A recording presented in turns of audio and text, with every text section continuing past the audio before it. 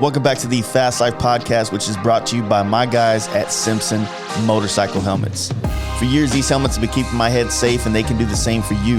Head on over to simpsonmotorcyclehelmets.com, where you can find out so much more information about the brand, the products, and all the stuff in between. And give these guys a follow on Instagram at Simpson Motorcycle Helmets. On today's episode, we have the man behind Fuel Moto, Mr. Jamie. He's on the episode talking about how this whole brand started, where he got he cut his teeth in this whole industry, and how the Fuel Moto brand kind of became what it is today.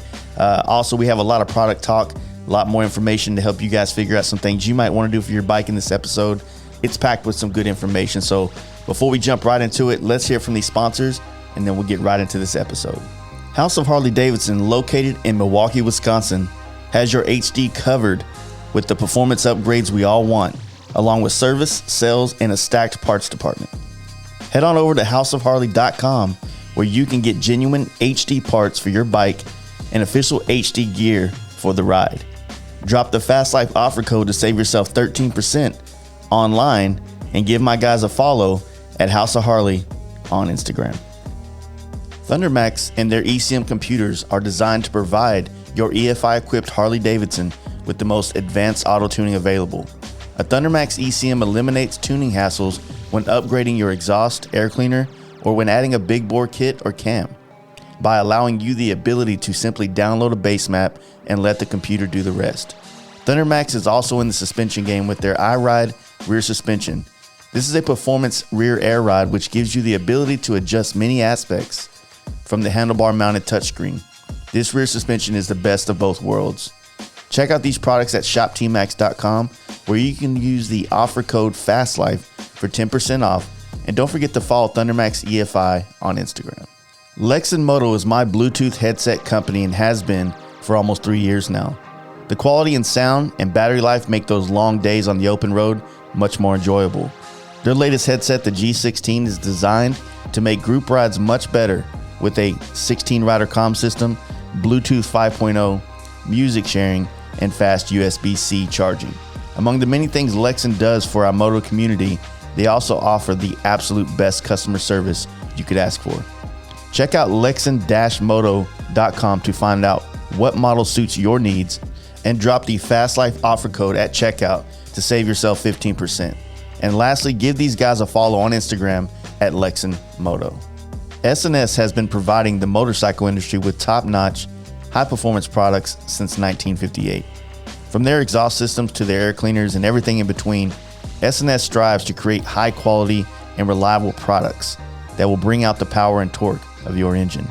From the drag strip to the flat track, and now even the king of baggers, the S&S products are always on the podium. You can find out more about S&S cycles at sscycle.com and take a peek inside the world with their Performance Times podcast, which is available on all podcast platforms. When it comes to lighting on my motorcycle, for the last year, it's been electric lighting. Their Shark Tooth headlight is providing both insane visibility and killer curb appeal. I've paired it with their LED turn signals and brake lights, which are much brighter than factory, with great warranties for peace of mind while you ride. NAM's Custom Cycle Products since 1999 has been offering American-made wiring products for all things V-twin, and Badlands for over 30 years has been offering the most reliable and dependable lighting modules in the USA, all backed by lifetime warranties. Find out more about these great companies at namscustomcycleproducts.com, where you can drop the FL2021 offer code, which will save you shipping on orders over $100. Now here's Jamie with Fuel Moto. Here we go. Hey guys, you ready to let the dogs out? Fast Life Podcast. Rolling now. So, okay. Jamie, is that right? Yes. Well, thank you for doing this, man. I appreciate it. The shop, how long have you been in this place? We moved in this building in March of 2019. Yeah. And last year we did an expansion, started an expansion that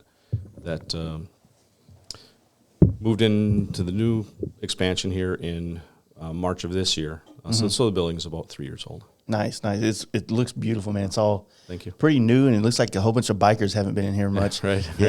As far, or hasn't been tearing it up is what I'm getting at. Yeah, we try to keep it organized and clean and nice, and I take a lot of pride in our building. The company that we work with to build it did a really good job, and I was able to work with the architect from right through the entire phase, from the concept to the finished product, and literally every light switch in electrical outlet has my name on it, because it's even the stuff that's in the wrong place I take responsibility for. But in the end, it turned out really good. Initially, when we moved here, we were going to have we kind of envisioned doing we put the new motorcycle dyno cell in, and we were going to do a car dyno, UTV off-road, dyno. But the way the company grew, they say starting out 2017-ish forward, it grew kind of exponential. Like we just don't have the manpower space and stuff to do the car stuff like we kind of wanted to do, but we have room for future expansion if we want to do that. Yeah, the car stuff becomes real massive in the space it takes up. It does. You have to stay specialized in one thing, and that's kind of where, in the beginning we were doing so much different, products and bikes and, off-road, European metric, and, when it really shifted over towards American V-twin, predominantly Harley, that's kind of the route that we kind of stay on and stay focused in now, and kind of stay in our own lane doing that stuff. But that's been really good for sure. Yeah, it seems like probably 17, I feel like that's when this brand came onto my radar. You know what I mean? That's kind of when the M8 came out, we got a bike literally the first day when they came on the market, got a bike, got working with some other partners that we work with, especially DynoJet, to get the tuning stuff out there, and it kind of let us get ahead of the curve a little bit, because our program was pretty accelerated. I mean, as fast as we could get parts made, and testing and prototyping and things has really helped for sure. And that's kind of what we do. We still do quite a bit of Indian Polaris products, including their off-road stuff, but the Harley stuff is pretty dominant as far as what we do through the building day in, day out. Yeah. I mean, your guys' website has always been like even for people that are just trying to get information about like cam options, exhaust options, big bore kits, different options. There's so many dyno sheets on there.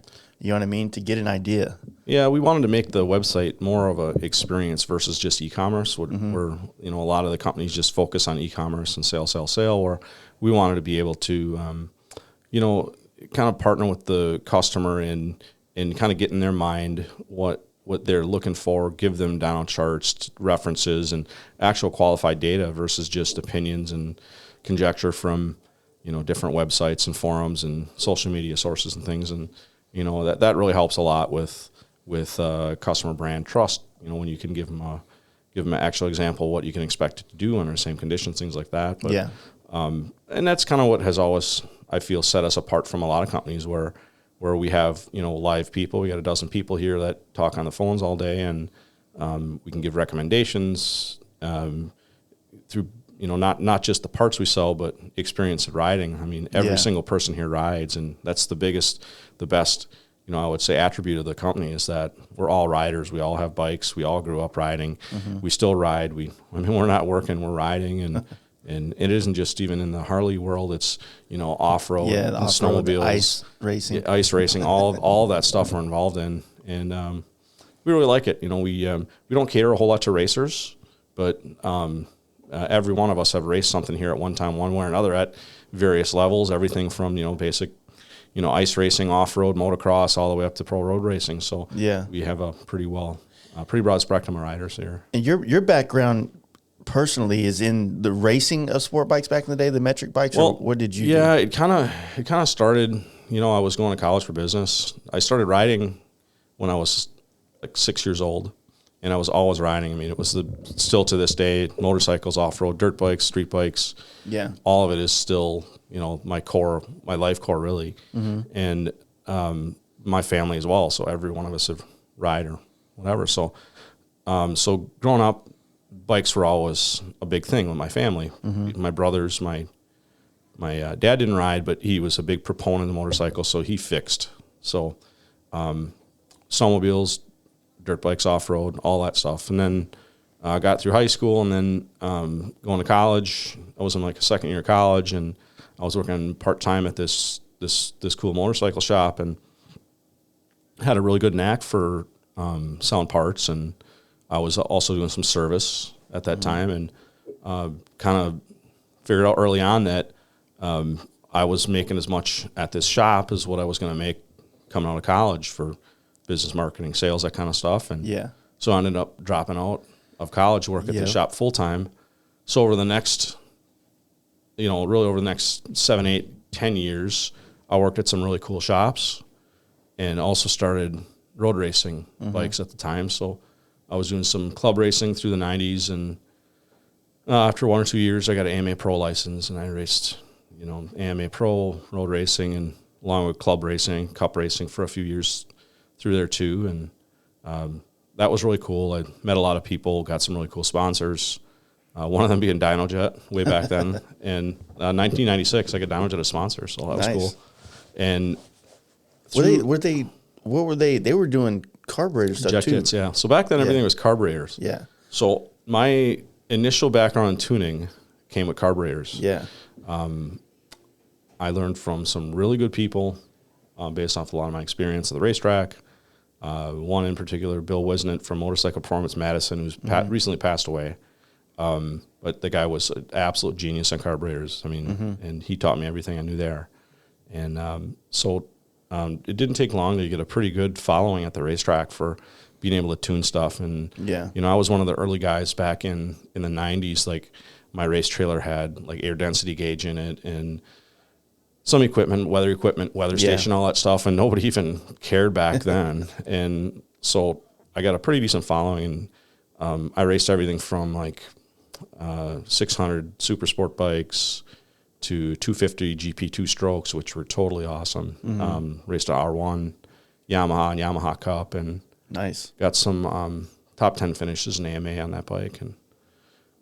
And then as I went forward, I had a lot of relationships, knew a lot of people, and started having more kids. More kids? In the early 2000s. So when the second kid came in 2001, I just decided that it's probably time to wind down. I had a shoulder replacement surgery in 2001 from just built up from bike crashes and some other BS in my life. But after I had the shoulder surgery, had the kid on the way, I kind of decided that day it's time to just kind of wind it down. Focus, So it was kind of neat because, I mean, I know a lot of people. One of them that I'm still really close friends with, that they fight with it every day, like going back racing and all that. But when I quit and I didn't turn back, I would actually, like, how do you feel with all the Harley and Indian racing that's taking really cool. place now? I think it's really cool. And in fact, a lot of the people I used to race with are involved at different points of that. Nice. And we help behind the scenes on 2 or 3 different teams this season and last. And kind of haven't fully committed to a series sponsor or anything like that, but I got a couple teams that I'll be helping this next season, different basic forms. But I kind of want to at that point, kind of at this time at least, remain in the background a little bit and kind of do that. But it's also a good thing right now because it's still so new that, I think a lot of people are worried it's like making sure it's going to stay around because you don't want to invest thousands into a bike or a team. What I think they're doing a really good job at is this sport, like any, can go from zero to full throttle so quickly and accelerate so fast that it becomes a money game. And these bikes and the accessories and the stuff and the components are putting out are expensive enough. But I think it hasn't got too out of control yet where a privateer can still campaign a bike and be reasonably, competitive. And you can see last year some of them bikes did really well, won some races and things. So that's really cool. But we'll see where it goes. And I obviously have a lot of roots and heritage in racing, and I enjoy that. But I kind of had to make the decision that I'm going to focus more on my career and things and having a family and things like that. So in 2001, I kind of walked away, and I still helped and did some test riding for bike development for this guy in Madison that I was racing for. And for a couple of years I did that, but didn't really race. And then I was working on some really cool dealerships. And one day I kind of I got hired at this Honda Triumph dealership, and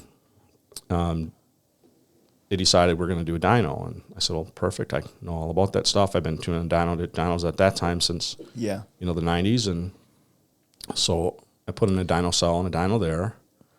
And it didn't seem like they had a dynos at every dealership like they do nowadays. Yeah, probably not. And back then, dynos were used so much for just peak numbers and testing. It wasn't so much for the tuning stuff. So I remember in 2002, I went out to DynoJet, and I'm there, and they said, we got this new load control dyno, and we want to show you this new application called Tuning Link. And this when the Power Commander 3 was out. Yeah. And they said this thing is going to revolutionize tuning. It's going to basically run the bike on the dyno, and the dyno makes the corrections and the software and everything. And it's got a wideband O2 sensor, which was pretty darn new to the market at that time, then. Yeah. And I remember that day being in that dyno cell in Vegas and looking at that bike on the dyno, showing me how it worked, and I knew right then this is going to change bikes forever and tuning forever. And it did for a very long time, and it was really good. So went back to the Honda dealer, put the dyno cell in, and immediately had huge business. Flicked the switch on there, and I had a big following already for my racing because I hadn't been out of it that long. Had a lot of contacts there, so racing, street bike guys. And again, back then it was predominantly metric European with a few Harleys starting to get mixed into it. Yeah, I mean, with that's right around the Buell time too, and they started building bikes for the track and things like that. And so I worked at the dealer for like a year, and in that time I was kind of the operations manager of the dealer. So I was I was kind of jack of all trades. So I was the service manager. I was dyno tuning all the bikes that we're getting, and I also was like network administrator and doing all their IT work. And so I was kind of strapped, and I said, okay, I think the next step here is going to do a website, e-commerce, Yeah. And this is now it's like 2003. Yeah. And so I built my first website, and it was really nice. We sold Honda parts and accessories on it because we were a Honda dealer, and that was one really nice main advantage back then is it wasn't watered down. It wasn't 30 trillion people trying to sell the same thing. So I had an advantage because you couldn't just open a catalog and any guy couldn't just order the Honda stuff. You had to be a dealer. So we did really good with that, and good enough where in 6 months' time, my wife was I hired her part-time in the summer when she was off at her job she was working at. So she was working there part-time, and I got to the point where it was admittedly a little overwhelming for that company. Yeah. They weren't ready to grow at that rate, things like that. So we had a amicable mutual decision to I'm going to go off on my own, start my own thing. Yeah. And they were really cool. I'll never forget it. I bought pizza on the last day. Everybody sat down with a big smile, and I opened up my first shop, my first Fuel Moto store down the road in the same town. And it was actually, the first one was in a Pizza Hut building. so yeah, it actually worked out pretty good because it had a nice front counter in it. Yeah. It was a Pizza Hut Express, so it has like, we put all the inventory in the back, had a nice parts counter, had stuff there actually were pretty decent. Rent was really cheap. And so is that here in Appleton or? That was in Menasha, right outside of here. So it was about 10 miles from here. Okay. This is my first time being up in this area, so I haven't. It's awesome. It's pretty cool. Yeah, it's kind of all tied together. It's Fox Valley. It's really like different names of the same town, So it's little sub communities and things like that. So I moved to our place there, and did the whole cool thing.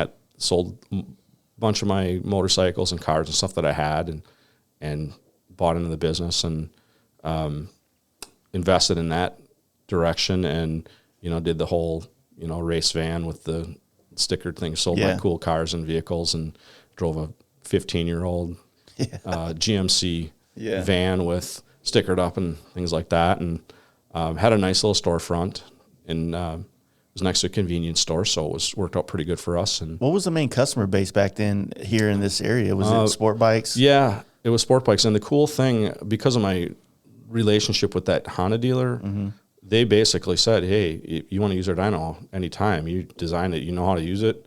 They had a guy that was, I had kind of trained, and it was fairly decent at it, but they gave me full access to it whenever I wanted. Nice. This is honest to God truth. What they did, they said, you want to use the dyno? It's $50 a bike and a box of ice cream bars. So I used to bring a box of ice cream bars because the owner liked ice cream. So $50 a bike, and I could charge whatever. So that was pretty funny. So very quickly on, though, within that first 6 months, I see, again, accelerated growth because it was mostly e-commerce. Yeah. Because I had eBay store. And that was still new at that time. Yeah. The whole. Exactly. That's when eBay was pretty hot. Yeah. There was no Amazon yet. Amazon came on. People bought books on there. Yeah. So it was eBay. I made a little website. You could just go buy the basic components. Back then it was Power Commanders and Yoshimura exhaust systems and, a couple other brands, Akrapovic and a few others. And again, all sport bike stuff back then. So we, started in 3 months, not even 2.5 months in, and my wife quit her job and came to work for me. Nice. And we had an infant, Katie. She's 18. She actually works here now. Nice. So this is when she was baby. So we made the decision to bring our kids to work, which is pretty crazy. We saved a bunch. That's an old time. We saved a bunch on daycare. Yeah. So our 3 kids would come to work. One was in grade school at the time. So Lucas was 2, Katie was a baby, and just came to work with us every day. And we had an area set up in the back, and it worked out pretty good. And after being there about 6 months, I knew that I'd need a dyno, because I was using their dyno more than maybe what I should have. And they were ice cream bars were stacking yeah, exactly. And they were totally cool with it. And again, they support us whatever we wanted to do, and at that shop, and we had a good relationship. I actually still did their IT work for them and everything too, so it was pretty neat. So then we decided to start looking for a building, and came across a building not far from where we were, maybe 2 miles down the road. It was a brand new building that they were just putting up, and had some flex space in it to grow if I needed to. And so that August, we moved over there and bought a Dynojet dyno and set that up there. And then that's when we saw our first surge. So then it went to, there was a time in that next 5 years, from up through into 2007, where there were some months where I was tuning 100 bikes a month. God damn. And sport bikes were stacking up, man. They were hot. Yeah. It was R1s, GSX-Rs, Boosted CBRs, all of the stuff. What year was this? This was like in 03, 04 to 07, 08.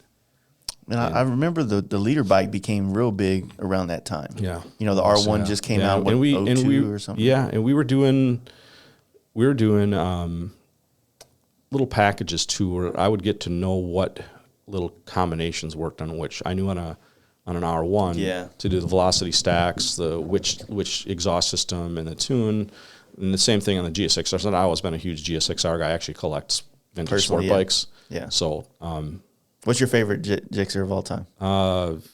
Model and everything. 86 Limited, and I just bought one. Oh, you're talking about vintage. Yeah, vintage 86 Limited GSX-R 750 with a dry clutch and that. Yeah, I just actually found one of those. So, is that the one that's in the cold storage over there? I have a few of them. I got okay. about a couple dozen old bikes.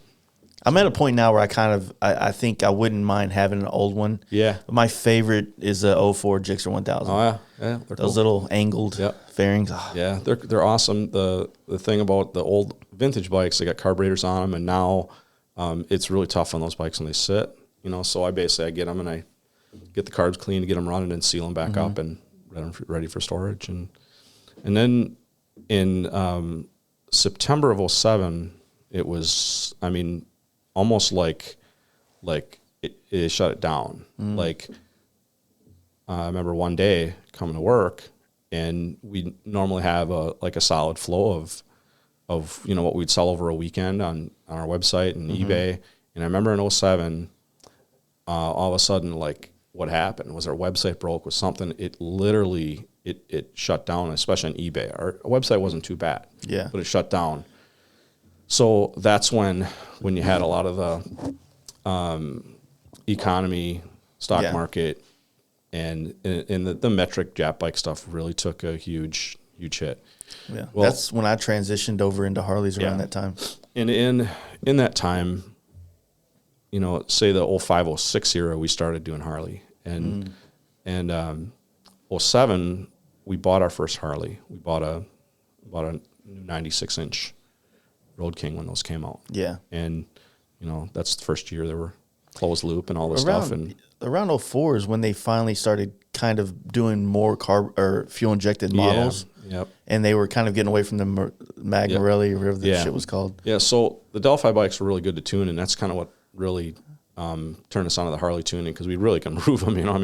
Like, wow, you'd see what people do, and then this guy would tell his friend, and then so in that 2007 era or so, we saw the flip from being predominantly sport bike to all of a sudden this Harley thing is really starting to gain traction. Yeah. So in an honest to God truth is we fought it for a little bit, because we were sport bike guys and Jap bikes to the core. And at this time I already had some employees when they were weren't too keen yet on Harley, and some of these guys I had taken from people I met and made relationships with at the dealers I worked at. Yeah. And so they came on board with us, and all of a sudden one day they're working on GS6Rs and R1s, and the next day they're working on electric glides. The pay is the same. change. I always looked at it, and some of the guys, they fought a little bit, but they some people have come and gone since then, but for the most part they accepted it really good. And myself, I've always looked at it as performance first. I mean, if you can make an engine that makes 50 horsepower make 80 or 100, it doesn't matter to me whether it's a lawnmower or a go-kart or a Harley or a motor, Jap bike. But so then we kind of seen the shift go towards this Harley stuff, and in the fall of 07, I said we were selling a few different exhaust systems for Harleys at that time already, and I said let's take and try maybe making our own muffler. It was mufflers back then, because bikes, that's what they needed really, and I was making it simple. So I contacted a company that made the muffler bodies for us, and then I had another company make the baffles, and we started assembling and building mufflers. And back then that was our first jackpot muffler, 3.5-inch muffler, and we from 07. Yeah, 07. And that was all electric glide, touring FLH stuff. And actually hired my brother to come in, and he would assemble. We'd get all these boxes and pallets of parts, and we have to assemble. We had a company who was selling us exhaust packing, and we were doing some stuff different, kind of what people were at the time, and had a really nice muffler that we could sell at a reasonable price. And that's kind of where our muffler exhaust brand came into. And it wasn't too long. I think we maybe built them like that for a year before we said, hey, we're not manufacturers here. We're and at the same time we're doing tuning. And at the time we weren't building engines and things. We were mainly doing tuning, focusing on tuning and exhaust systems. You were a full service shop though, right? Like, no, we weren't. You just didn't? No, we weren't yet. Even when we did all the Jap stuff, it was tuning. Because I always said it from day one, because I was a service manager at 2 dealerships, and I said, I don't want to be involved. I want to do tuning. So we installed exhausts. We did dyno tuning, carburetors, and fuel injection. That's what it was. Okay. And then a time came again where we had grown, and now we have more employees, more people, and so we said we really need to, we need to expand. Well, we already had taken their whole building over there, and it was a really nice spot, a nice building. And we just, at the time, we needed more room again, and we didn't have a choice because we didn't own that space, and it was time to buy a building. So that's when we moved over to Little Chute and bought our building there. I think it was 6,500 square feet, and which at the time seemed, wow, this is huge, man. Yeah. So we got over there and moved the dyno over there, made a really nice dyno cell, and now we had some warehouse space. So I said, let's start expanding on what we do, and one of the key things at that point was let's really focus on customer service. Not so much pushing the e-commerce side of things. Let's give recommendations and dyno charts, and about that time, like I think 07, 08 is when HD forums came online. Yeah. So that was like there wasn't nowhere else to go back then. There weren't Facebook groups. Yeah. There was none of that yet. So we were one of their first sponsors there, and that worked out really good. And that really, really brought out a really nice group of customers. Yeah. That loyal following, people were really nice. It's a good way to kind of branch out nationwide. Yeah, especially in the early, at the advent, the infancy of internet forums. It really, really allowed a lot of companies to really get in touch with their customers in ways that they didn't before. And a lot of that stuff now, as you know, is turning into the Wild West, whether it's, Facebook groups or, forums, things like that. They're still really good, and we still participate a lot at different ways, shapes, or forms. But in the beginning, it was really, really, really good. And so we kind of started more on the Harley stuff, and once we were in that building, I saw it almost made like a night and day difference, where at that same time, we decided to go a little broader on our exhaust. So we did a couple different mufflers for FLH, and then when the 09 bikes came out with the new head pipe, I said, okay, this would be really cool. We can make a really cool replacement pipe for this. And it took like about 6 months of testing and doing things. And I said, because the California bikes had cats on them. Yeah. And I said, I bet you any money next year, everything's gonna have a cat in it. Yeah. So by August or September of 09, when the 2010 bikes came out, they all had catalysts in them. We had our pipe ready and it was ready to go. And that's for the exhaust side. We've always done pretty darn good at mufflers, but once that header came out in 09, that was a game changer. I mean, we went from selling, dozens to hundreds to thousands. Wow, and it was at the right time, right place, though. Yeah, it was good, and right out of the gate, and we have a lifetime warranty. Any stainless steel exhaust system we ever built, I don't care when you bought it, 2009, 2019, it's got a lifetime warranty on it. Nice. So, yeah. Yeah, it seems like back then, most of the pipes that people would buy for Harleys were like the Vance and Hines short shots, like something that didn't really have a muffler on it. That's what really allowed us to break into the exhaust scene, because it was noisemakers, Yeah. So with our mufflers, we said, well, they might not be as loud as some of the other stuff out there, but they're going to work. And that's why some of the other brands, like Reinhardt and Bassani, some of the others as well, they did a really good job at designing their systems back then. They went from, some of your off-brand stuff that people used to use, some of the lower end stuff that was just sold at a price point.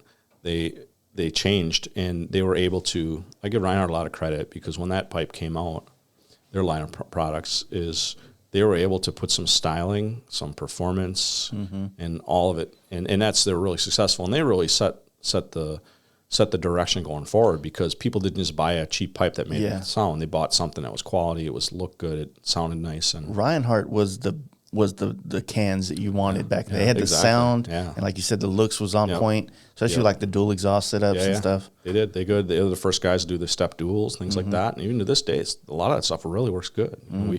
We try as much as possible to retain, like if we're doing an engine or a full build or a combination for somebody, we try to retain as much stuff as they have if it'll work.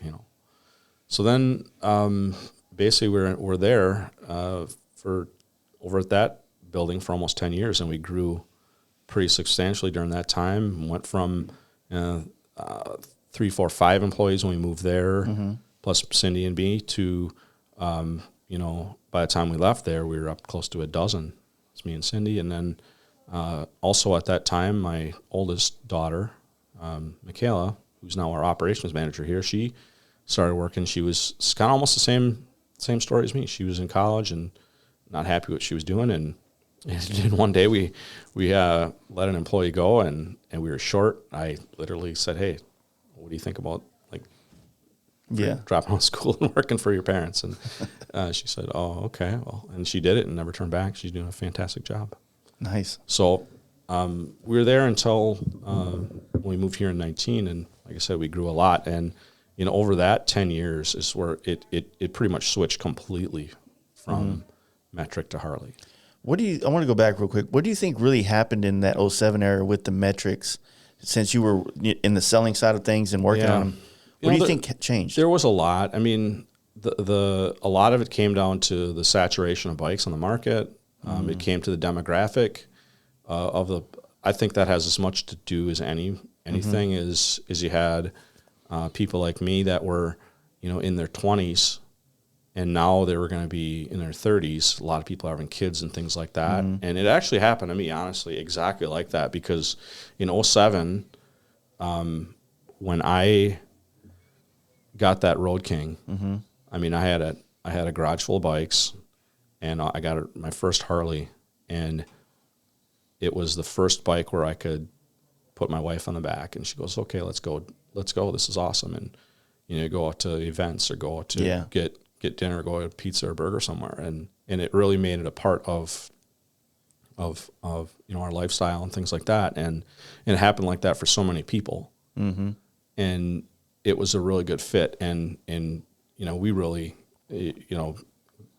enjoyed it, and a lot of people did. And I think that hard surge of a combination of the economy, the bike saturation, there was just so many metric bikes in the market, and they weren't, sport bikes were cool, but you had a lot of guys moving from sport bikes to the standard, naked bikes.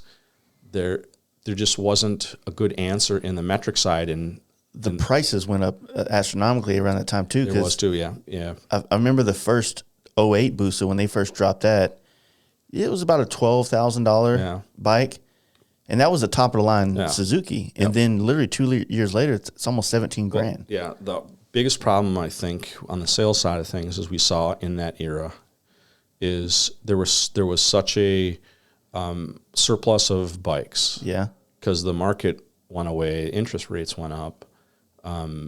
It wasn't easy for young people to get credit at the time, so there was this surplus of bikes. So in this area alone, we got some really great dealers that were really successful in buying a lot of the auction bikes. Like there were dealers that were going under, and they're bringing all their bikes to auction, and these bikes were new at warranty. So there was so many non-current bikes on the market that really affected the manufacturer's ability to supply new ones, because you could buy GSXRs, Boosas, ZX14s, all those bikes for $4,000 or $5,000 on a retail, and that affected the used market too. And it was pretty messy for a while there, for sure. So the other thing, I want to say the Gixxer 1000, they actually didn't do it for a year or two.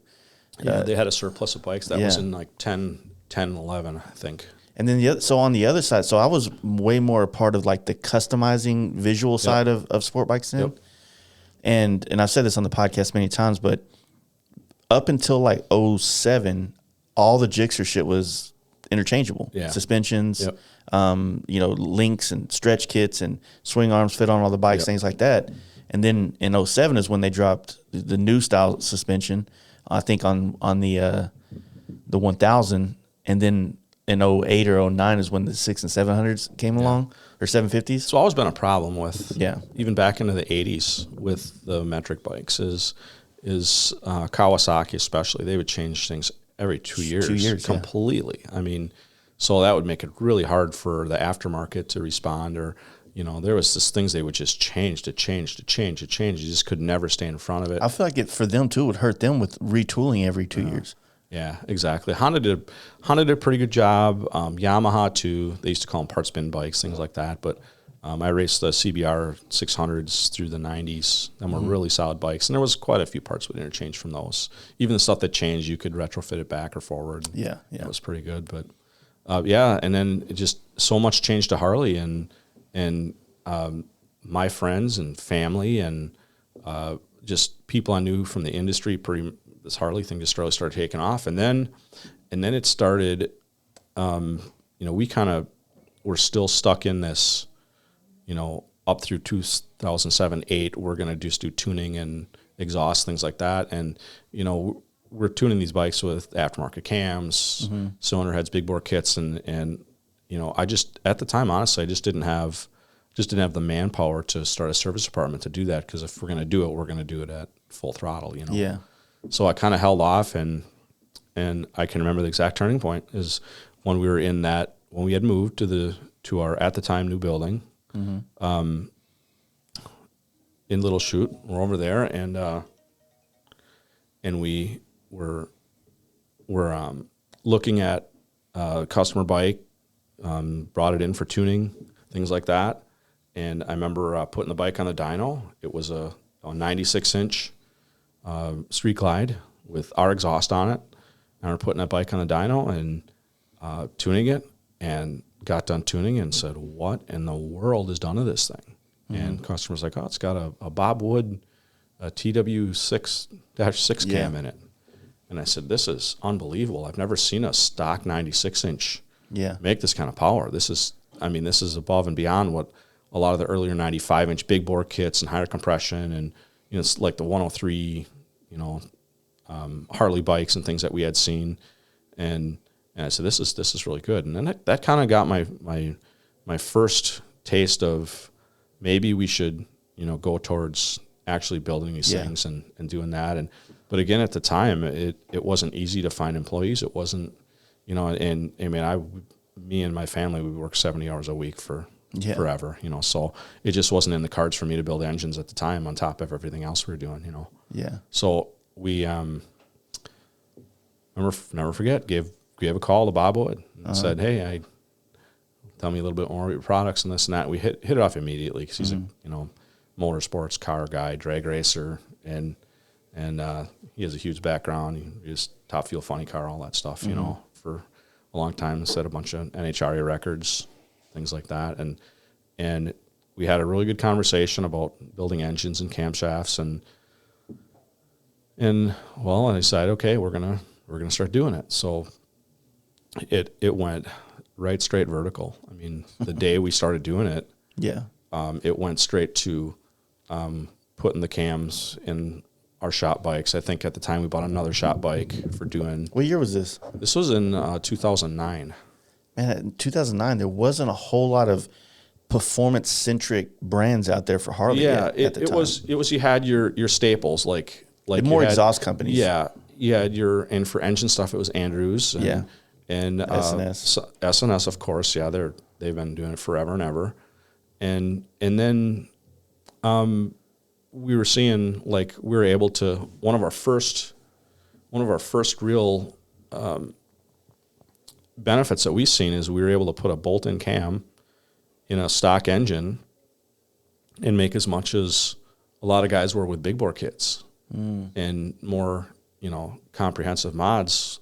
And, because we were getting the tuning right, we were getting the exhaust right, and getting the right cam in there. And it wasn't magic at all. It was just simply the benefit of having components that all matched and worked and complement each other, You also had like 10 years almost or 9 years or so with the twin cam to kind of really start working in and figuring it out. Exactly. So we had tuned a lot of these bikes in different combinations, but we just didn't build them, So so I talked with Bob Wood, and we very quickly scaled up, our business with him, and we started putting his cams and everything, and learning pretty quickly what worked and what didn't. I mean, and that's the other thing people don't realize is with the amount of work we've doing these stuff. I mean, for every combination that we do that works, we probably tested a lot of stuff that didn't. Yeah. But so we would put his cams and our exhaust and try these different things, air cleaners, throttle bodies, and then when we bought that a second test bike that's when we said, okay, we're going to start doing more along the lines of big bore kits and cylinder heads, and so we developed our first 107 kit back then, and like 2010, and we tried all different ways, different compressions, different cams, different, at the time it was all stock head stuff first, and got a feeling what the difference was, a 2-1 with a big collector, a small collector, different camshaft, moving things around. And then around the same time, hired individual to do cylinder heads for us. So we started doing cylinder heads, and there was never a lot of options with cylinder heads like off the shelf. It wasn't, and that was what our forte was going to be. It's okay, we're going to have stuff that's ready to go on the shelf. So, like I pillaged and scrounged anywhere I could find cylinder heads so I could have a. I remember having 10 sets of heads on the shelf, going, "Oh my God, this is unbelievable!" Well, now we got hundreds, But it was pretty cool, and so everything back then was hand ported. Yeah. So we're hand porting the heads and running that stuff through, and then we did heads for the first year and a half or so. Everything was hand ported back then, and my guy that was doing them, Jim, he had moved on to. When you do heads, and I'm asking this as an idiot that doesn't know shit about it, right? What are you trying to get out of it? Just a better airflow through it, or it's a combination of things. There's the one of the most important parts of cylinder heads, how the valve comes off the seat, how it flows at low lift, and so you can't just port the heck out of the thing and go, it's going to flow more. So, with that is volume and velocity and the shape of the port. All that makes a huge difference. So, basically, end of the day, and that's going to depend on the engine combination, the cam, and the rest of it. What you do is you develop a cylinder head that fits the rest of the combination and come up with a group of parts that is going to complement each other. And you're usually putting in larger valves in the same time, bigger valves, yeah. So that's a key component too, of course, because the stock valves they work good on stock engines and stuff that has lower compression and smaller displacement, things like that. At the end of the day, to make power, you got to pump more air through it. So. Bigger valves, more compression, more displacement, all that stuff is.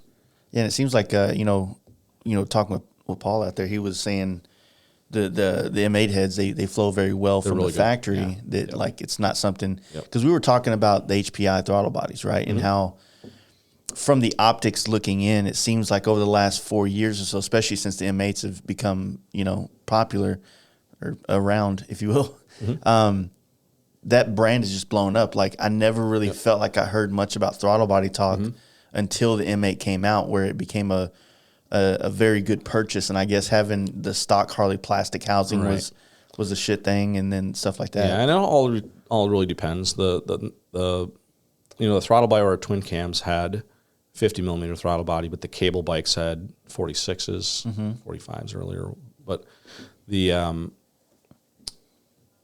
As bikes gain in horsepower, the needs for larger throttle bodies, cylinder heads, and associated components really increase. And fuel injectors, that's another one. So that really increased. So as you've seen, street builds go from 90 horsepower to 100 horsepower to 120 to 150, that has all increased the demand for that. And, fortunately, there's been some really cool companies, HPI, we do a lot with Ward Performance with their manifolds and things. So really good. I mean, you can get a lot of really nice components out there. Remember everybody used to be in the 100 horsepower club? It was a big deal. Yeah, right. That was a big deal. Yeah. And now you can get that, an M8 with a cam. Yeah. A 114 will make, a good one will make 120 with a cam, Yeah. So that's came a long way. It's really good. This M8 the cylinder head is the game changer for sure. For sure. Those heads will flow 300, out of the box, and you can, like our level A head, the biggest improvement on that head is the valve job is so much better than the factory, and then it gets blended down by the seat, and in the first section of the port, there's some exhaust port correction. It's pretty important on the head there. It really helps, but the heads for what they are really good. It's not uncommon for us to do, 124s, 128s with big bore kits with stock heads to make 130 or 140 horsepower with stock heads. I mean, it's fantastic. It's a great world to live in right now with that. So that's really been the nice thing about the M8s. They respond really good to performance. Yeah. The cam, especially the cam, it really wakes it up. That basically a lot of times on an M8 you're just building around the cam you want, and it gives you opportunity too to, these bikes are flexible enough on the M8 where you can put a cam in a stock motor and then also do a big bore kit on it and make pretty darn big power with not a huge, yeah, exactly. What it would take to do it on a twin cam was huge, but on an M8 it's pretty easy. So that's really the first cams. I started working on my first bagger I bought in 2012, and at the time, and still to this day, Woods was like the cam, and I think they just released recently the 777 cam. Yeah, they got a really good line for sure. And that was the first time I'd ever really had a Harley with a cam in it, and it was just, I had so much fun. There was a lot of torque in that. But yeah, I've always been pretty, because Woods was the first cam I've ever owned as a man. Yep. Right. So it was like a little bit of a losing your virginity, if you will, to the cam gods. There's no doubt he's a pioneer, man. Bob knows so much about camshaft design and function, and he's just a really good all around guy to he'll take any question from any customer, as broad as it may be, he's just there to help, and that was really a good fit for us. And again, that's how the brands that we carry are. I mean, we don't just have a catalog full of parts that we sell from everybody. We carefully choose the brands we want to work with, and it's really to be really successful at Fuel Moto, and for us to be successful in another brand, it's got to be a mutual relationship where we cross market and really work really closely with each other back and forth, and the expertise as well. I mean, all these other brands you work with are professionals in the fields they're in, and you bring them to your right. And it isn't just the products themselves. It's their customer service and the way they warranty things and that. And we've shut off brands here that we've did substantial business with over, if they weren't going to handle their products the way, or their warranty stuff, or if they, we even had one brand, they got into with a customer over something like completely trivial, and we just decide one day this isn't the brand we want to do business with, So it's really good when you can have, a line of parts and brands and vendors that we got a close relationship, whether it's Woods or S&S or Fueling or all those brands that we carry that are so good. It really helps out a lot when the customer can call them or can call us and get the same answer. And one thing is we don't like playing into the drama that goes on in our industry. There's so much of it, and some, there's a lot of these shops, they'll fight amongst themselves and, spend a lot of their time on these Facebook groups and forums and things like, a lot of times just, it's conjecture and opinions and hard feelings and things and that. And we just try to work with customers and brands and stuff and try to stay in our own lane and stay away from some of that stuff. But you focus energy and all that drama, it takes away from the thing that's making you who you are, you know what I mean? So exactly. And that's the way we try to, as much as we can, stay in our own lane, and like on our engine program now on M8s, we got as much as we can handle anyways, getting our own stuff done. Right now we got some M8 projects going, different engine, different exhaust stuff. We have the Pan America, it's really big. We got a exhaust we're getting ready to release on that. We did the pre-release on it. We're just ready for the product to be finished up here this month, start shipping. The tuning stuff, which we're getting, that's all sorted and finished, towards the end of being finished up on that now, expecting that to release this month. And on your Jackpot, is it the Jackpot Riot pipe? Is that the one that's out here? Yep.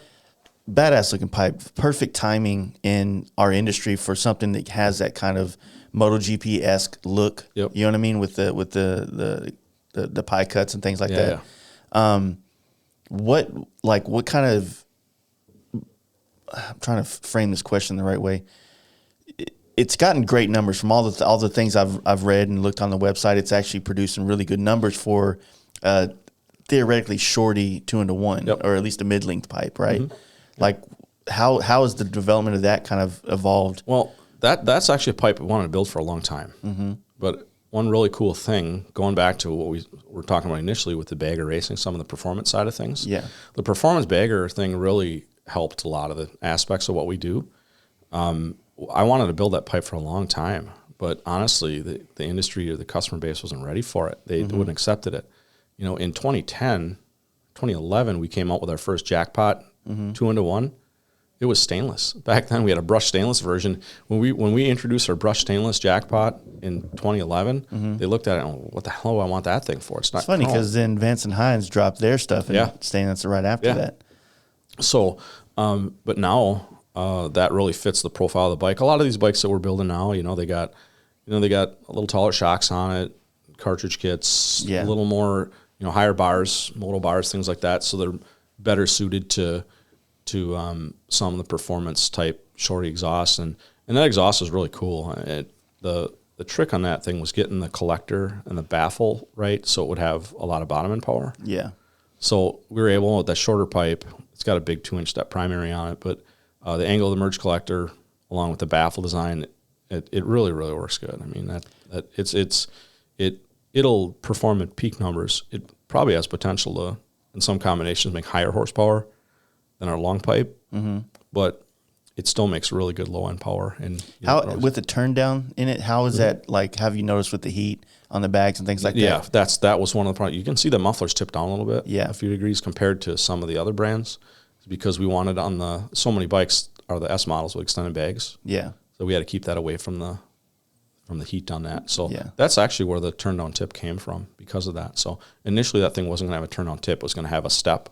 Yeah, a step tip almost like a dirt cone. track. Like a reverse cone.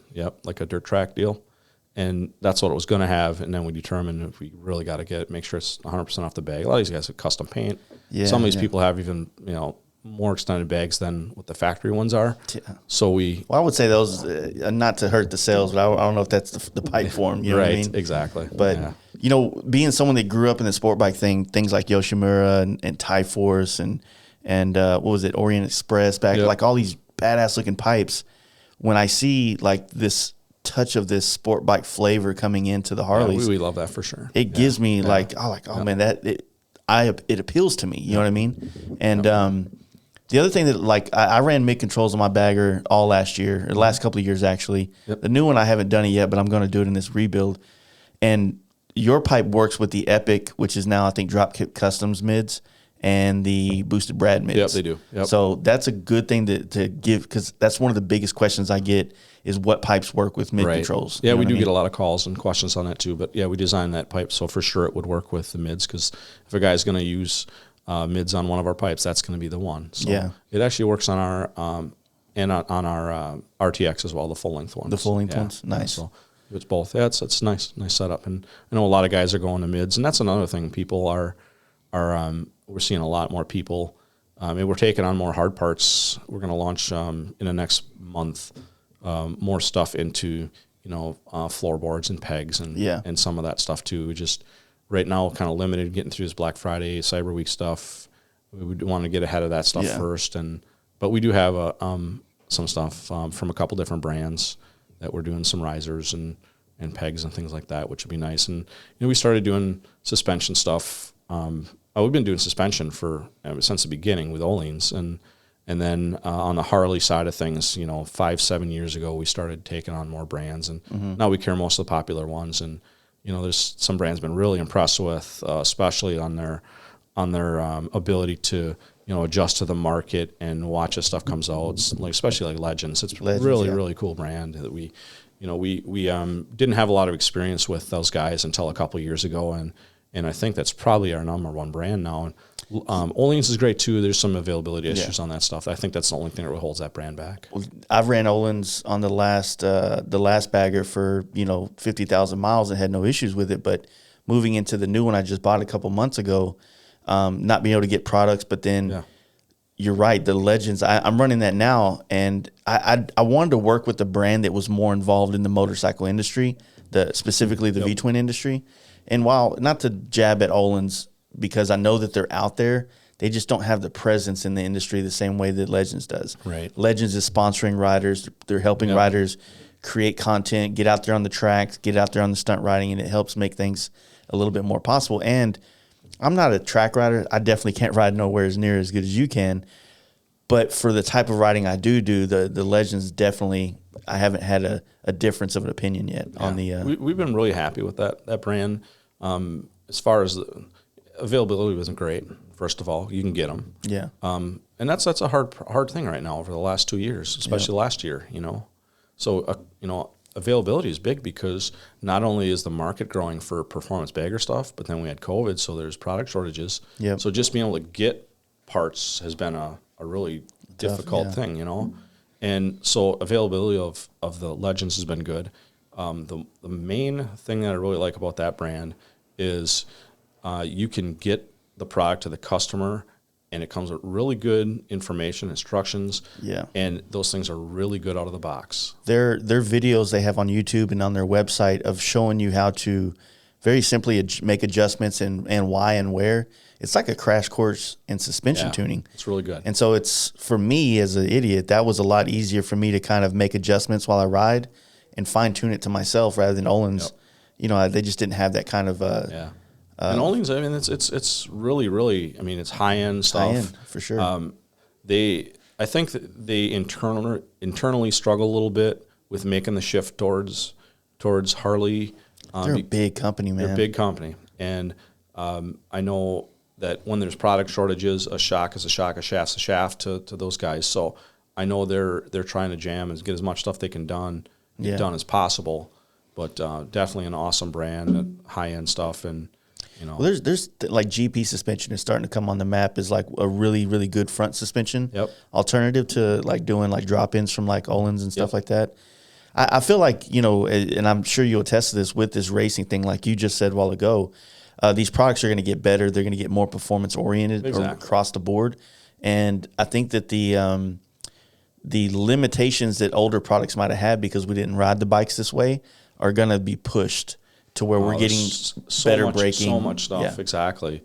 Going from suspension to brakes to, I mean, simple things like clutches and things. And that's a big thing. I was actually talking to Paul about that out there.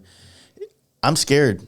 I have a 131 crate engine. I'm scared to touch it because half my friends have touched it and then blown transmissions or compensators, and they've put like the older aim clutch plates on there, and those would shatter things because you know what I mean? Like the transmission thing in M8, that's kind of a tough one because it seems like you either got a good one or you don't. I know it's a hard way to say things, but what it comes down to is the transmission. It's not the design; it's the annealing on the gears, some of the gears. So if you have a bike, there's not a year of in range or anything you or I can specify it's going to be that one, but they'll strip third gear off the things if it's not because a lot of reasons that people are claiming online and reasons they're doing it. It's simply because that gear set is not annealed properly. And on we do two transmissions. We do the Baker Grudge Box, and we also do work with R&D in Florida. Yeah, I wanted to know more about the R&D because I have a couple of friends that's done that, but they don't really ride their bikes hard enough to be an ambassador for that knowledge of that transmission. So what do you think about that? It's a really good tranny. It's nice. It basically what they do is they take and re-anneal the gears as needed. They test them. They check the gears for any cracks, damage, or anything. Yeah. They magnaflux them, and then they re-anneal it. They back cut the gears. Now they do it a couple different ways depending on how you're going to use the bike.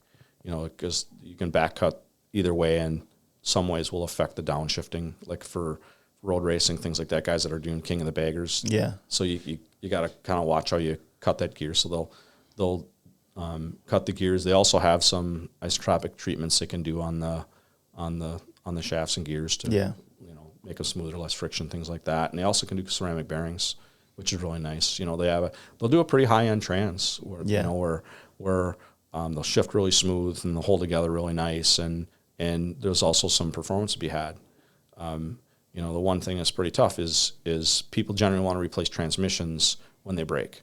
So if you have a broken transmission, you're going to have to send R&D a new transmission because they don't work with broken parts. And because of the availability on the gear sets and parts, they don't want to get in the middle. They just want to be guys that modify nice transmissions. Yeah. Which I don't blame them for that, because it just gets too difficult otherwise, too messy. Yeah. So plan on, if you're going to have R&D do a trans. It's a core charge. Yeah, there's a core charge, and it's going to need a good transmission. And right now, I know this thing is taken off so huge for them and everybody else. There's some lead times that are in that 10, 12 week range right now. And I expect that will get better, but we're trying to keep some on the shelf and that, but we basically they're gone as soon as we get them. Yeah. So that's a nice thing about the garage box. You have quite a few different options when it comes to putting together the drivetrain side of it. From the compensator to the final drive. We carry it all. And what do you think is like your go-to that you like the most and recommend to somebody that's doing like a high end, like a 128, 130 up kind of size? Well, without hurting feelings, it's hard to say our favorite, Yeah. We have a lot of combination work with, and everything we carry, I'll put 100% of our confidence in it's going to work. Yeah. There's different pricing levels, or different ways, and different companies, different ways to get from point A to point B. Yeah. On the high end, for the clutch basket and clutch, we really like that Evolution Industries, their basket and their clutch components. Depending on how you can use the bike, we can use it for, that makes a difference too. Because there's a difference between a clutch for a drag bike and a street bike. It's two different things. So on the high end of things, we really like that AIM CF2. I mean, if you want something that's going to hold anything you're going to throw at it, that is probably the best. But you're talking, it's a $3,500 clutch basket with clutch. So that a lot of times is a lot of options, because that you can put that back in. You can buy a transmission for that, which probably is going to be what you need worse than the clutch anyways. Yeah. So our go-to has been, if you really want to bulletproof the primary. Now again, the vast amount of bikes we build, we run the stock basket, put the Fuel Moto AIM lockup in it, and potentially like to replace the compensator ramp and use the stock compensator. So that's been a really good go-to for us. But some of these guys, a lot of the bikes we build here, the honest answer is we just put a lockup in the clutch, check make sure everything's in good working order, and run it. And but by admittedly, our core customer, they're not a drag racer, they're not a stunter. That's what's hard on the primary and the drivetrain is dropping the clutch and shock load to the drivetrain. So most of our builds, like our average M8 build that we do a few a week of right now is we do some of the high compression hot rod stuff, but the majority of it is the 135 horsepower, 135 horsepower, 145 torque, give or take 10 each way. A lot of those guys run a lot of the stock components.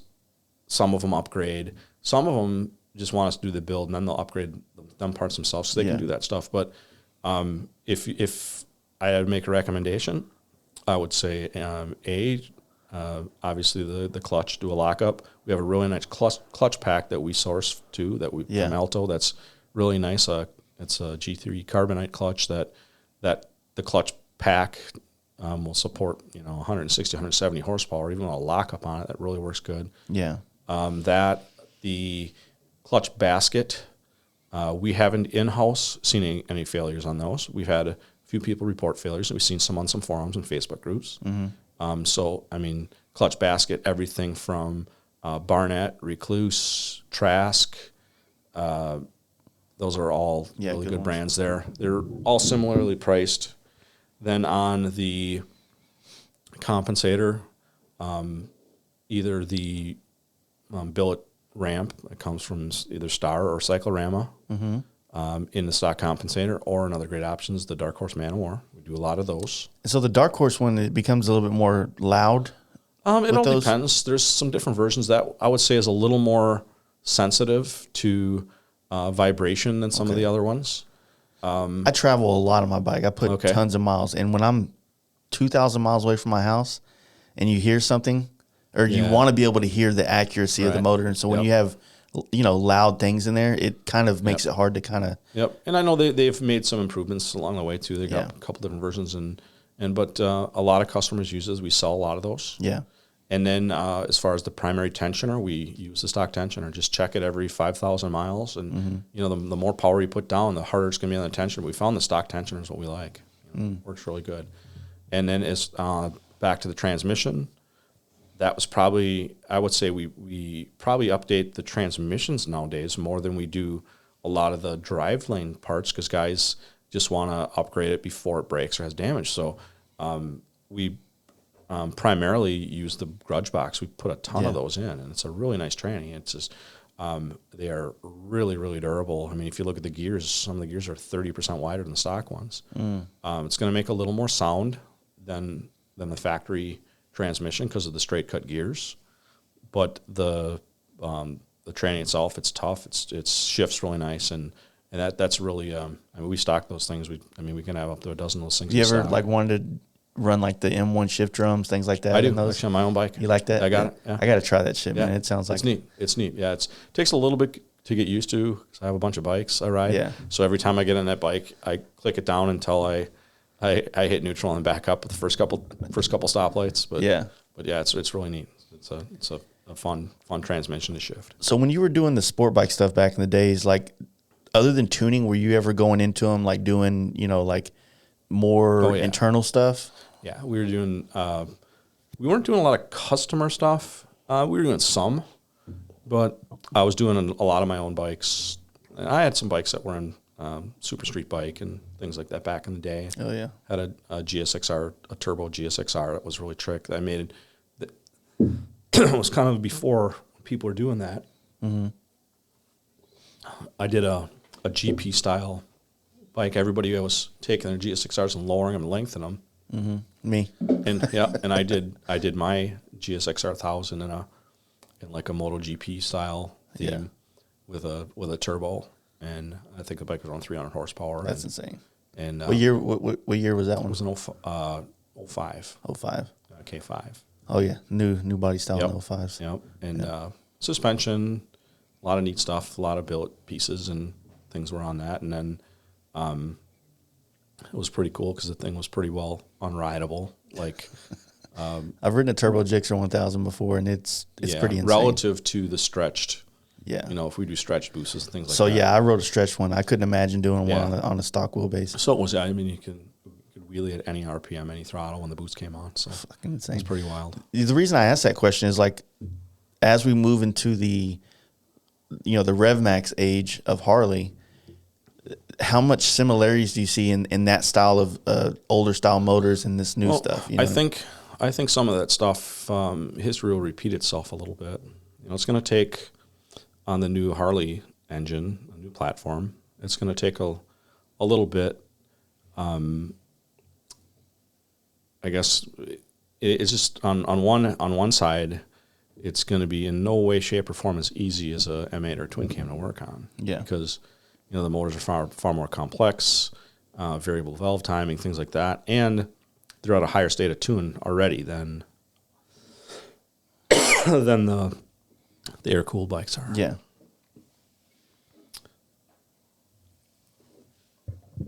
But I think you're going to see pretty good gains with tuning and exhaust, air filter, air cleaner, air box. Mm-hmm. Our Pan America right now with just exhaust and tuning is knocking the door on 150 horsepower already. So yeah, and I feel like at that point you're not going to really need to go too much further. You know what I mean? I think the biggest part of it is people are going to have to realize that you're going to see horsepower and torque swap positions relative to the lower revving engines, just because that is a functional laws of physics. Mm-hmm. If you're revving engine to 10 or 11,000 RPMs like you can, it's not going to make 160 foot-pounds of torque.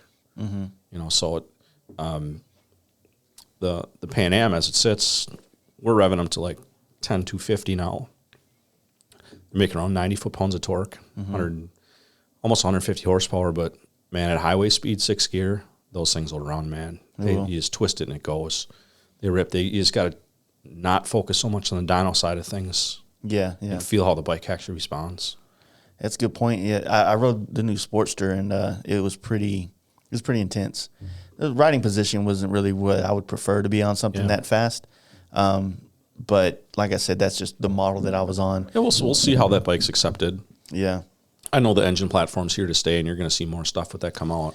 Yeah, Can't wait. Really was excited to see the Street Fighter bike come out, and then I wish that one would have came out. You know what I mean? I think it would have fit, and it would have been much more competition for the FTR. Yeah. And it could have been used for a little bit more things like the racing, because now there's a class, I believe, for the RevMax motor or the water-cooled motors in the Bagger Racing League and stuff. Yeah, like the FTR, that's a really good platform. We were an early adopter of that. We got a bike real early on, did a lot of tuning, developed an exhaust for that. That was real successful. And that's an interesting bike from Indy, and it would have been nice to see a bike come from Harley like that. I'm sure it's a matter of time, because they really could rule that market. Especially this new motor is so good. It responds so good to tuning. It's smooth. It makes power. It's got all the right stuff in it.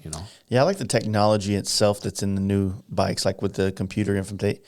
Like I don't know what you would call it, but the screen, that you just get a lot more flexibility in the motor, and you feel like you're buying into a much more technologically advanced motorcycle rather than my $30,000 Road Glide that all I can do is see my outside temperature. And I think that's going to be, as this demographic that's coming more into these bikes, they're going to want more functionality on the infotainment, screens, and them electronic functions. Them kind of things will be a big part of what we'll see in the next 5 or 10 years. I'm excited, man. It's there's a couple of really cool things coming out from Harley next year that I think it's finally on time, if that makes sense. I mean, it's neat that they've adapted to the market, and I really hope that they, the last 2 years have probably been more than difficult for them, and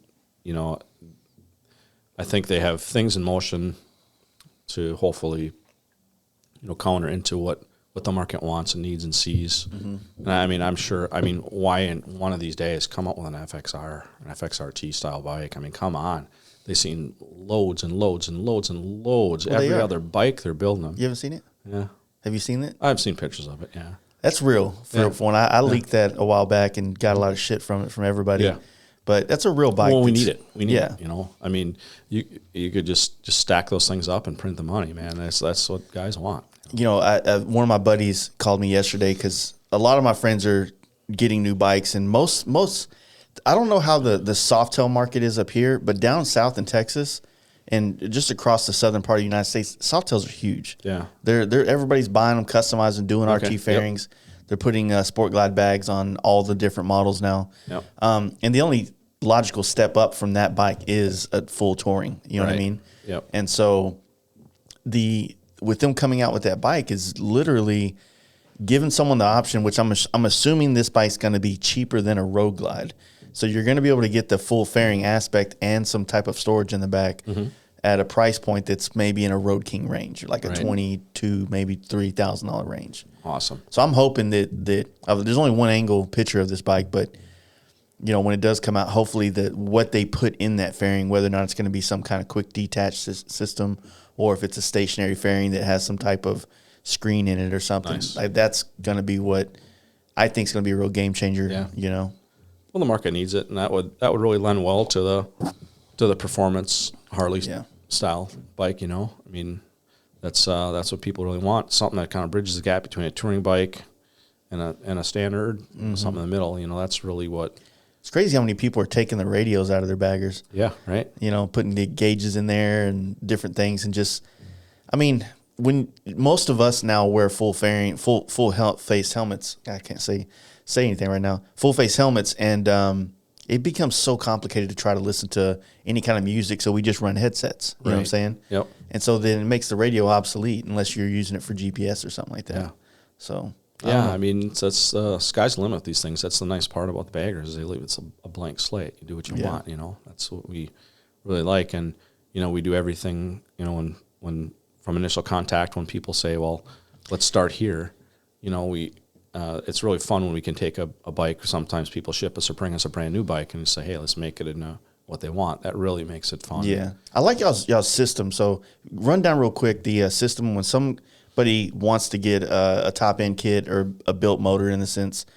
I thought it was awesome that you have like a scheduling type situation. You have you got to deal with the hotel across the street. Yeah, You know what I mean? If we're doing the builds here in house, we have a couple of guys that are just there are guys that you would talk with. No, you have Bob or Tony. They'll tell you. It'll start out from their initial contact. We'll basically figure out first what are you looking for. What are your objectives? Whether it's a performance target or a certain way the bike looks, acts, and feels, things like that. And they'll start out in the direction. Okay, somebody might say, I want something that makes 140 horsepower. We have a lot of people say, I want 200. Well, yeah. And we try to not convince them, but we try to make a reasonable conversation and say, well, get what you really need. Yeah. You got to look, because everybody says they want M8s that make 180, 200, and 170.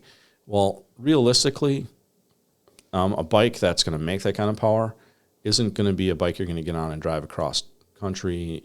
Ask them you want to find out how you use the bike, what you're going to do with it, how you plan to maintain it, and really get them something we feel not only is something they want or like, but something that'll fit them good. So that's kind of in the first stage as we work and start in a direction where we want to go. That's why a lot of these end up in that 130 to 140 horsepower range, because that's just a really nice combo. It's a comfortable number. Yeah, you can tour with it. You still can have a lot of fun with your buddies, and they run out really strong. Yeah. And we have some stuff that might make a little higher than that in the 150s, or even a little more. That's still pretty streetable and still pretty good. And we do sell a lot of that stuff or build a lot of that stuff too. But the biggest part is getting the customer what they really want. So I think we have a really good system where we kind of know what questions to ask and can show the examples of what we've done and things. So that's the first step is kind of determining which direction we want to go. And then once we get that down, obviously we'll send them an invoice estimate, and we can work back and forth off that, because you know how that works. Like, I want a black exhaust, I want this air cleaner, I want that, and you end up changing stuff around, Yeah. And so we work with them to determine, the parts. Then once we kind of plan out what we need, we'll even send them a preliminary estimate dyno chart. So here's based off ones we've done. You can expect it to be in this range, but of course it's all relative to conditions and and anything else that might affect that number, or we're changing parts or whatever. And we'll get a deposit and get them on the schedule. And our schedule is typically, I hate to say it, usually is 12 weeks out. Because that's just how it ends up being. As we get more people to do more stuff here, and that it seems that it just doesn't change. It just we just do more work, and it stays like that. So I typically tell people it can expect about 12 weeks, and then we do have a deal with the hotel, Country Inn and Suites and Little Chute here across the highway. They have a discounted rate. Yeah, set them up there. So, yeah, but that 12 weeks is not usually like their bike sitting here. No. So once we get the customer here, most builds we can turn on in one day. Yeah. So unless we're doing if say it's a full top end build on a twin camera and M8, a full engine, we do those in one day. If we're doing a transmission or maybe some more elaborate stuff, we might need the bike 2 days. If we're doing a crankshaft and a full lower end build, it might be a week. It might be sometimes 3 days. It all depends, but typically we like those bikes to be stuff that they're going to leave here and come back, just because there's the things that can happen when doing that. We stock everything here so we're set up for this. Like, we have transmissions, we got cranks, we have engines even in stock. So and anything as far as the drivetrain we come across, 'cause it's not uncommon to take something apart and find a thing needs an oil pump, or a thing needs a clutch basket or a starter or what it might need, but we have all that stuff here, fortunately. So the vast majority, I would say 19 out of 20, the builds we do, the customer will get here. It's set up for he gets here at 8:30 on one day, and he's ready to leave at 11 o'clock or noon the next. Nice. So Perfect checkout time. yeah, we have everything staged for when he gets here. So anything that's going in that build gets put in a staging area. Yeah. All the engine parts that we're putting in, the cylinder, big bore kit, heads, all that stuff is all ready to go. Jim does all that now. So before the bike's even here, we have the bore clearance all measured. All the stuff is already set on the parts that are going in. So that stuff is all hand finessed, before it even gets here and set ready. So when he gets here, the morning he's here, we do right out of the gate, get it unloaded, do base runs on the dyno. That's what we were doing on that bike here this morning when you came. Do base runs on the dyno, then straight to the lift for the teardown. We got one A-Tech and a second tech that will assist with the teardown to make that quick. And our main tech, he will continue on the big bore kit. Typically, we'll have the second tech might install like the clutch, any peripherals or anything we're doing along with it, and just assist with having it. But the engine department will have all the components ready for the engine, all that stuff ready. I mean, right down to like he might even like if it's something we're using stock parts and you have to scrape gaskets or do any of that stuff, we'll have the second guy do all that at the same time. And it's just a pattern we have down for doing so many over and over and over. And it's almost like it's just like second nature how it all works. I feel like, do you probably get a surge, like people trying to line it up for Sturgis? That way they can like ride here. Yeah, every year on Sturgis, a lot of people want to ride through and come back. Typically that week before and week after are jammed up pretty early. Yeah. The schedule fills pretty early. And during that time, it's difficult because, there's just so much going on. Yeah. And again, we're scheduled back. So for guys that want to do it during that time, I want to say schedule early. Yeah. Because that'll fill up right away. In fact, it might even be full already for next year. That's what I was going to think. Yeah. But then, how them guys will do the build during the day, and typically late afternoon, that thing will be ready to fire.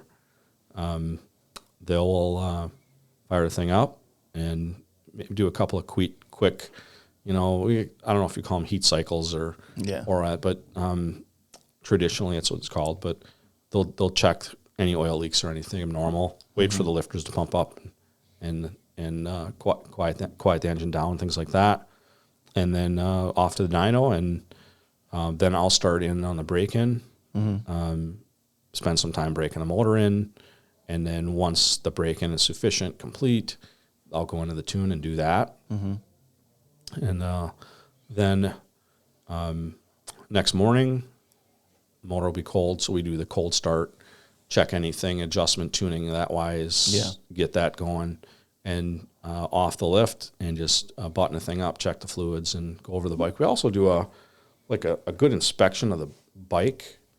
So we'll do like a full service inspection where we check the tires, the tire pressure, the brake pads, and just kind of go through the bike, sets of belt tension, all that kind of stuff. And so when we know the bike rolls out, it's ready to go. Yeah, 100%. like that way it helps you with any type of warranty stuff. I mean, a great majority of them, especially when it's riding weather, will ride. We had people ride in from everywhere. I mean, out west, out east, down south. I mean, Florida, Washington, Maine, all over every day. It's just not, it makes it really difficult for us too, because we have customers coming from all over the country, and we really want to welcome them, and it's a pretty big deal for them to come here. Yeah, and it's a big deal for us too. But it's just so normal now for having people from Alaska. I mean, it's not out of the question for somebody coming there for an engine build, and it's like, another guy from Alaska here. That's wild. So, yeah, it's neat. It's really worked out good for us and customers, and we have so many repeat customers. Like once we build one, we'll do some of these guys have multiple bikes. Their wives have bikes. They buy new bikes. So we have people, a lot of return customers on that part of things, and it works out good too. The communities here are really nice. We have a kind of a list of places we send them. Like a lot of people will go up to the Packer Stadium. Oh yeah, because they have the. How far is Green Bay from here? Like 20 minutes. Okay, yeah, it's not too bad. Yeah, so they'll run up there. The Packer Stadium and the museum is there. A lot of people, if they like sports football, go up there. There's Appleton Harley's right down the road here. And then Doc's Harley Davidson's about 45 minutes or an hour from here, and they have a lot of stuff there too to see, a muscle car museum and things. So we have like a little itinerary we give people. Like one of the biggest cheese factories in Wisconsin's right next door. Oh, that in is the industrial park. Yeah, that's I saw when we pulled in here. So a lot of neat places to get to up here, and You're not supposed to to mention say factory because that makes it sound weird. right Cheese factory. Yep. And downtown Appleton has a lot of historic stuff. They got Vince Lombardi Steakhouse and some cool hotels and nightclubs and stuff down there too. So a little bit of everything up here, and we can keep people busy, and they don't mind staying for a lot of times people will get up here, we'll do the build, and they'll say, we like it so much here, we're going to stay a day or two or a week. Yeah, I mean, especially you can keep going north and go do a big loop around the lake. That's even, I haven't done it yet, but that's one on the bucket list. It's a nice ride for sure. Yeah. How do you feel about or not feel, but are you excited for the hometown rally and how it's shaping up every year, and especially with the BRL coming? Yeah, that's really cool. That is really neat. It's really cool to see, baggers run at Road America too, which is Road America is only 40 miles from here. So that's like home track. And, I grew up there and raced there a lot of times. It's just an awesome, awesome, awesome place. That's great seeing the Harleys and bikes and stuff there. And the rally is big too. Tomahawk is a big rally here too. It's a fall ride. It used to be a hog Harley event, and it kind of just turned into just a big regional event. There's a lot of venues up there. It brings in a lot of people.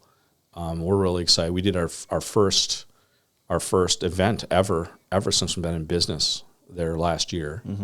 We had a really successful event at Bonnie and Clyde's. It's like a gangster park. It's kind of set up like Full Throttle Saloon. Yeah. Really cool. Really, really neat place. So I saw the rig that you guys got going on out there, the dyno rig. Yep. So is 2022 going to be something you're going to try to get on the road more, or what are you thinking? We're going to do a couple events a year. Yeah. We wanted a mobile dyno forever, and I got the opportunity from Rick Ward to purchase his, which he built just a few years ago in a really nice Bravo Icon trailer. And I was up there picking up some cylinder head stuff from him one day, and he asked me about it, and I knew he had it, and I walked out into his back garage, and he says, I'm thinking about selling this thing. I opened the door, and I almost fell over. It's the nicest trailer I've seen, and it's really cool. And so I actually at first kind of just wanted it for the trailer, for my cars and vehicles and bikes and stuff, and happened to have a 250i dyno in it, which was awesome, and didn't really hear much. A couple months later, he said, hey, you really want to buy that trailer? I'll sell it to you. And I got it. So I was excited about having a mobile dyno, not only for doing events, but because we have enough room here. We have, the main big building, and then we have two side attachments, and we got over 20,000 square feet of space here now. So when we built the addition on, we put a makeup air in that building and a exhaust extractor system.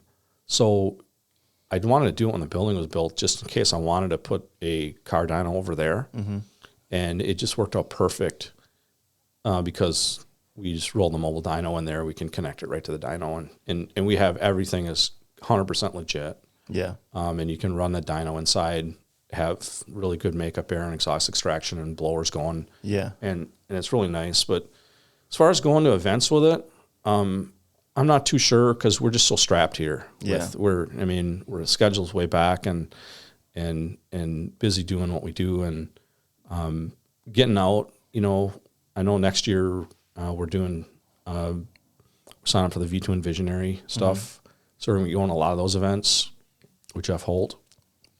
And we won't be taking the dyno there. We'll just be taking bikes and crew and things there. But it's really nice. We really needed the second dyno because we have one bike on and one bike staged all the time. So that way when especially if it's one of our R&D bikes, we can just roll on the dyno, leave it on there. And sometimes we can use it back and forth with that. But it's really nice having that second dyno for sure. Yeah, I could tell that. I think that like you were saying about how you have to do so many different cycles, whether it's a cold start cycle, things like that. Just having an extra dyno would be helpful. Exactly. So. It's nice and it's good advertising too.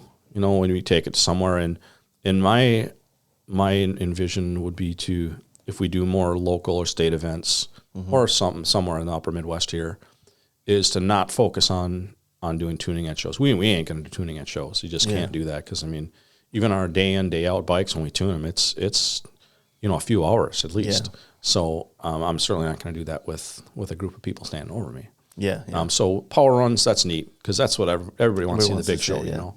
So my envision would be to take, a couple of our bikes. The trailer will fit 3 or 4 bikes in it with the dyno. So taking some of our bikes and kind of showcasing the bikes at the shows or events, selling some gear, selling some product. Yeah. And then, doing every once in a while, taking one of our bikes up and put it on the dyno and roll it up. And it seems like you have quite a bit, like stock seems good. Obviously this week is wild with Black Friday and cyber sales and shit going on like that. But the exhaust systems, things like that, are they able to keep pretty regularly in stock and sell, or how's that been? On our own brands, on the Jackpot stuff, we stock here, and we also stock at California where we build it. And we thought we were in good shape a couple years ago, and then when a couple things happened, when COVID started, is we had some material shortages, but our sales also increased significantly. Yeah. So I would like to have thought that, and that was the main part of the main thing with building this building, so we could warehouse more parts. Yeah. And bring more in-house and having it here, and in which we did. But on our own brands, we got most of it in stock. It's still not perfect yet, and I'm hoping to have, a better handle on that like later in the year. But I would say we're probably better than most. Yeah. There's been a couple brands which we simply, out of what's happened over the last year, we just discontinue because they don't ever have it. We can't get it. And we even had a couple brands go around us where people had stuff on order. We had back orders, and they would ship to customers that would call order there before they shipped to us. So there's a lot of that in the industry goes on. But so we just, rather than fight and argue, we just move on. And yeah, it makes sense. In that, but as far as having things on hand, that was when we decided to build a building here and move in and have a much larger space. That was the main game plan, to have more stuff, and we definitely did increase our what we stock in warehouse here, and it's good, man. I appreciate it. Hey, we did an hour and a half. Yeah, and I didn't have to talk. That's awesome. Yeah. I was like just soaking in all this knowledge, man, because, being around guys like you that know a lot more about the actual engine and the works and things, there's just a lot of knowledge to gain from that. I'm more of a visual outside of the bike kind of guy. Yep. So yeah, I appreciate this, man. It's been fun sitting here and talk. I appreciate it. And I've been seeing the brand for so long, and just finally coming up here, and this is north of the wall for us. Right. This is far. You know what I mean? That's awesome. So yeah, just coming up here, it's awesome, man. The facility's badass, and definitely would like to see you guys get more involved in the race and stuff, because especially with your background. Yeah, that's awesome. It'd be awesome. So all right, cool. Well, thank you, sir. They can find your website is FuelMotoUSA.com, and Instagram, Facebook, all that shit. All that same stuff, thing. Yeah. Cool. I appreciate it, man. Thank you. Thanks. I want to thank Jamie for having us out there to do the podcast, to see the facility, and get the knowledge that we needed to know about these big motor upgrades. If you guys are looking for something, you can check them out. They got some great products, really nice exhaust system. Hit them up. If you guys also, we have great sponsors on this podcast. You can check them out and get some great opportunities to get some parts and save some money for your bikes, your head, and your way of life. Also, we've had a good time. We did really well in Milwaukee. We got 4 podcasts done, and then we're doing our end of year podcast with all the homies this Friday live on the YouTube. You should check it out. It's going to be a wild one, and we'll be back really soon with another podcast. We have Dark Horse Crankworks on next. A lot of great information in that one too. So until then, you guys stay safe, and we'll see you back on the next one. Peace.